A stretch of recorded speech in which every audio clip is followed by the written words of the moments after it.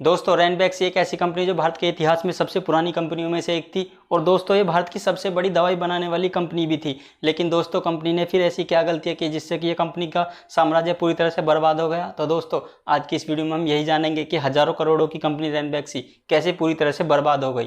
तो दोस्तों जानने को मिलेगा सब कुछ आज की इस वीडियो में। अगर आप चैनल पर नए हैं तो हमारी इस छोटी सी यूट्यूब फैमिली के साथ जुड़कर इसको और भी बड़ा करें, जिससे कि हम आपके लिए ऐसी ही रियल बिजनेस केस स्टडी इस चैनल पर लगातार यूं ही लाते रहें। दोस्तों रैनबैक्सी की कहानी होती है आज़ादी से पहले की। जब भारत देश आज़ाद नहीं हुआ था, भारत पाकिस्तान एक ही था, उस टाइम पर रावलपिंडी में भाई मोहन सिंह रहा करते थे और वो सड़क निर्माण का काम किया करते थे। जहाँ भी देश में सड़कों का निर्माण होता था उसका ठेका लिया करते थे और उससे अच्छा खासा पैसा बना भी रहे थे। लेकिन तभी उनके दो भाई गुरमीत सिंह और गुरबख्श सिंह, इन दोनों ने सोचा कि हम भी अपना कुछ कारोबार करें। लेकिन इन्होंने अपने भाई से पैसे लेकर अपना छोटा सा दवाई का कारोबार शुरू किया और अपनी उस कंपनी का नाम रखा रैनबैक्सी, जो इन दोनों भाइयों के नाम से ही मिलकर बना हुआ था। साल 1937 में इन्होंने अपनी इस कंपनी को शुरू किया। शुरुआत में ये कंपनी जापान की एक बड़ी फार्मास्यूटिकल कंपनी से दवाइयों को लेकर उनको भारत में बेचा करती थी और उससे थोड़ा बहुत जितना भी प्रॉफिट जनरेट होता था वो किया करते थे। लेकिन इनकी कंपनी ये शुरुआत में तो थोड़ी चली, लेकिन उसके बाद जितनी इन्होंने एक्सपेक्ट किया था उस हिसाब से परफॉर्म नहीं कर पा रही थी। इसीलिए इन्होंने अपनी इस कंपनी को अपने भाई मोहन सिंह को ही बेच दिया और फिर भाई मोहन सिंह ही इनकी इस रैनबैक्सी कंपनी को चलाने लगे। लेकिन शुरुआत में ये भी जापान की उस कंपनी से जुड़कर ही काम करते थे और जापान की कंपनी से दवाइयों को लेकर भारत में डिस्ट्रीब्यूट करते थे और इसी तरह से इनका जो प्रॉफिट चेन थी वो धीरे धीरे चलती जा रही थी। और फिर भाई मोहन सिंह ने अपनी कंपनी रैनबैक्सी का एक्सपेंशन करना शुरू किया। एक तरफ जहां कंपनी की दवाइयां भारत ही नहीं बल्कि विदेशों की मार्केट में भी छा रही थी, विदेशों की मार्केट में भी रैनबैक्सी की दवाइयों की काफ़ी डिमांड बढ़ चुकी थी, क्योंकि उनकी क्वालिटी और जो उनकी कीमत थी वो काफ़ी सस्ती थी, क्वालिटी बहुत बेटर थी। इसीलिए जो विदेशों की मार्केट थी, even US, UK, Canada, African देशों में भी इनकी दवाइयाँ काफ़ी ज़्यादा मांगी जाने लगी थी। इस तरह से जो रैनबैक्सी थी वो धीरे धीरे एक बहुत बड़ी कंपनी बनती जा रही थी। इनका रेवेन्यू में भी साल दर साल काफ़ी ज़्यादा उछाल होता जा रहा था।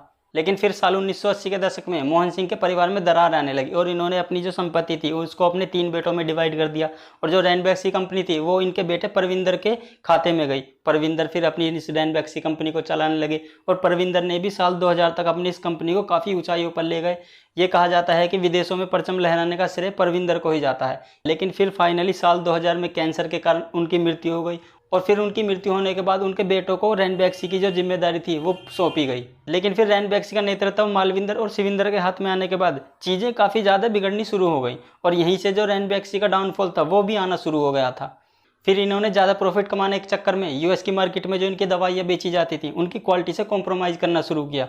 यूएस में जो इनकी दवाई बेची जा रही थी फिर उनकी क्वालिटी इन्होंने धीरे धीरे डाउन करनी शुरू कर दी। उनको बेटर क्वालिटी की दवाई जो पहले मिल रही थी अब वो लो क्वालिटी की दवाई ये यूएस की मार्केट में देने लगे थे। इसी के चलते यूएस का जो हेल्थ डिपार्टमेंट था उसने इनकी इस खामियों को पकड़ा और इनसे जो भी इनका डेटा था उसको देने के लिए कहा कि तुमने किस पर रिसर्च की है, क्या रिसर्च की है, इन दवाइयों के परिणाम क्या हैं। लेकिन जब इनके कंपनी से ये सब डेटा मांगा गया तो कंपनी इन डेटा को अवेलेबल कराने में नाकाम रही और उसने गलत डेटा यूएस की उन अथॉरिटीज़ को प्रोवाइड किया, जिससे इनकी जो खामियां थी वो पकड़ी जा चुकी थी। और ये जितने भी इनके घोटाले थे ये कैथरीन एबन की book the bottle of lies में सब कुछ इसके बारे में डिटेल से बताया गया है।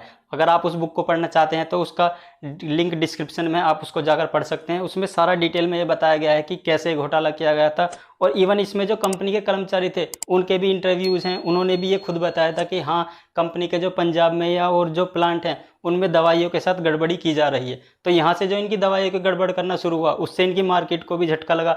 फिर उसके बाद यूएस ने इनकी जो रैनबैक्सी की दवाइयाँ थी उनको यूएस की मार्केट से पूरी तरह से बैन कर दिया कि भैया कोई भी रैनबैक्सी की दवाई अब यूएस की मार्केट में आप नहीं बेच पाओगे। इस तरह से जो इनका यूएस का जो इतना बड़ा मार्केट बेस था वो एक झटके में इनके हाथ से निकल गया।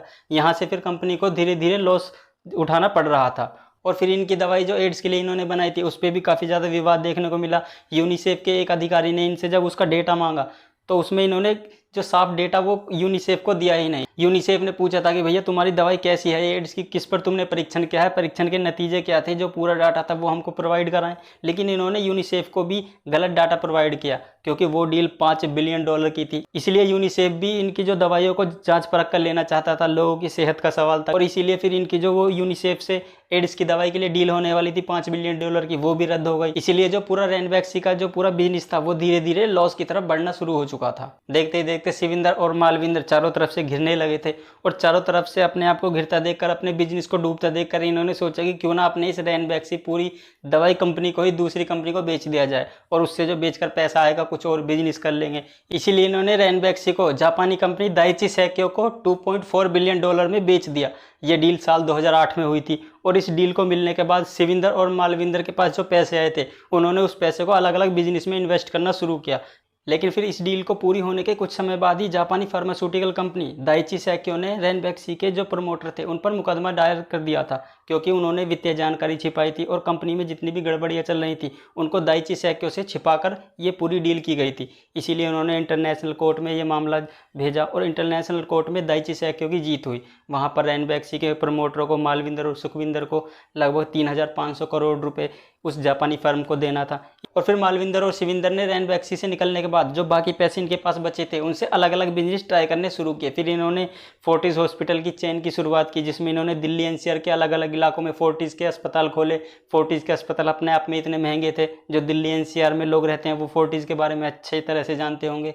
और फिर इन्होंने रेलिगेयर हेल्थ इंश्योरेंस जो कंपनी बनाई, जो लोगों को हेल्थ इंश्योरेंस के साथ साथ काफ़ी सारे इंश्योरेंस प्रोवाइड कराती थी। वहाँ से भी फिर इन्होंने अच्छा खासा रेवेन्यू जनरेट करना शुरू किया। और फिर इन्होंने मॉरिशस में फाइनेंशियल सर्विसेज देने वाली कंपनी पर्पस व्हीकल की भी शुरुआत की, जहां पर ये मॉरिशस के लोगों को फाइनेंशियल सर्विस प्रोवाइड करती थी और वहां से भी अच्छा खासा फिर रेवेन्यू जनरेट करने लगे थे। और फिर कुछ ही समय में इनके पास फोर्टिस के अलावा 6 और ऐसी कंपनी हो गई जो इसको या तो इन्होंने किसी से खरीदा था या खुद चालू किया था। और इनका कारोबार इतना बढ़ गया कि ये विदेशों तक पहुंच चुका था। ये सिंगापुर, हांगकॉन्ग, ऑस्ट्रेलिया, कनाडा, इन सब देशों में फिर ये अपने व्यापार को करने लगे थे। लेकिन इतना अपने व्यापार को बढ़ाने के पीछे इन्होंने काफ़ी सारा कर्ज भी लिया था। इसलिए जो ये कंपनियों में इन्वेस्ट कर रहे थे वो कर्जा लेकर कर रहे थे। इनसे इनके सिर पर काफ़ी ज़्यादा कर्जा भी हो चुका था और ये कर्जा बढ़ते हुए साल 2011 तक 7,000 करोड़ से भी ज़्यादा का हो चुका था, क्योंकि इनकी जो कंपनियां थी वो इनको जितना इन्होंने एक्सपेक्ट किया था उतना प्रॉफिट जनरेट करके नहीं दे रही थी। और फिर मालविंदर ने शिविंदर पर यह आरोप लगाया कि उन्होंने कंपनी का एसेट और कंपनी की जितनी संपत्ति है उसको गलत तरीके से इस्तेमाल किया है और उसमें हेरफेर किया है। इसीलिए उन्होंने अपने जो मामा थे यानी कि राधा स्वामी सत्संग व्यास के जो प्रमुख थे गुरबिंदर सिंह ढिल्लो, उन पर भी यह आरोप लगाया कि शिविंदर ने उनको 2700 करोड़ रुपये भी दिए हैं। और इस तरह से उन्होंने ये आरोप लगाते हुए इनकी जो लड़ाई थी वो काफ़ी पर्सनल भी हो गई थी। इनकी लड़ाई के चर्चे सड़कों पर भी होने लगे थे।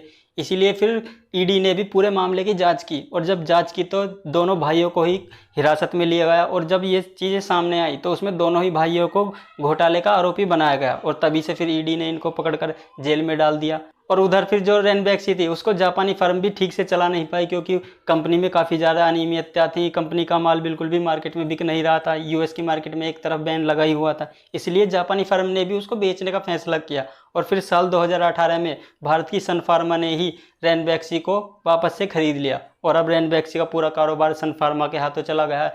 और इस खरीद को करने के बाद सन फार्मा भारत की सबसे बड़ी फार्मास्यूटिकल कंपनी बन चुकी है और दुनिया की 7वीं सबसे बड़ी दवाई बनाने वाली कंपनी भी आज की डेट में बन चुकी है। तो दोस्तों इस तरह से रैनबैक्सी का इतना हजारों करोड़ों का व्यापार पूरी तरह से बर्बाद हो गया। तो दोस्तों वीडियो कैसी लगी कमेंट में अपनी राय जरूर दें। Thanks for your valuable time.